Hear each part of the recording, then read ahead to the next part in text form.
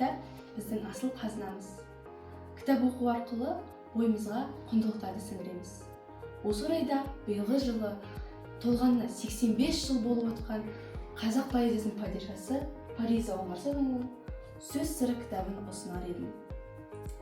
2005 жылы Арман ПВ баспасынан шыққан бұл кітапта қазақ халқының мақал-мәтелдерін талдап, олардың мағынасын түсіндірген шағын әңгімелері және ұлттық салт-дәстүріміздің пайдалы пікірлері енгізілген.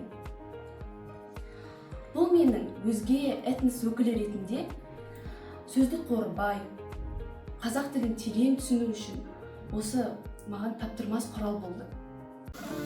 Қазақ поэзиясында ерекше орын алатын ақын Фариза Оңғарсынованың болмысы тек өлең жазумен ғана шектелмейді.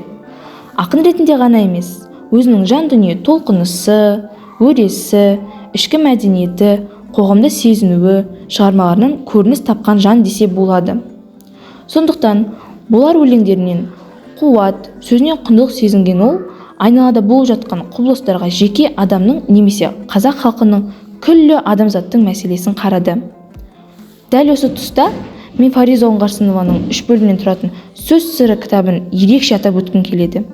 Себебі мен бұл кітапты оқуда дәстүр мен құндылық, дастархан басындағы батадан бастап ауыз екі сөйлеу, қарым-қатынастағы сөздерді орынды қолдану, мақал-мәтелдер мағынасына қарай топтауы, ұлт болып қалған бағыт-бағдар ғана емес, тілді, тарихты құрметтеуге шақыратынын түсіндім.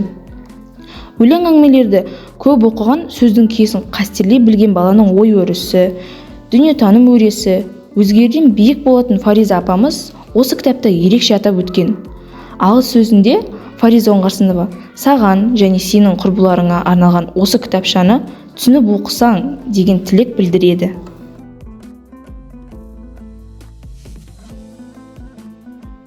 Құрметті оқырмандар, Фариза Оңғарсынованың шығармашылығын терең тану үшін мен сіздерге осы кітапты оқуға кеңес берер едім. Кітап оқып, рухани бай болайық, достар.